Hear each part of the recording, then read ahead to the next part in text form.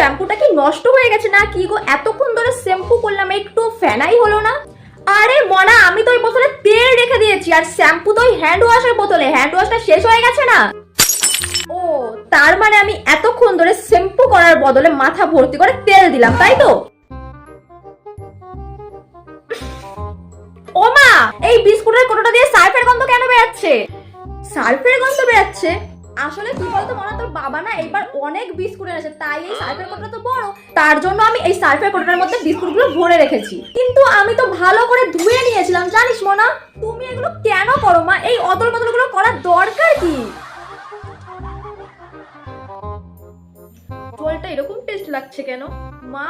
ও মা, মনা তুই ওই বোতলটা দিয়ে জল খেয়েছিস? আমি তো ওর মধ্যে গঙ্গার জল ভরে রেখেছিলাম।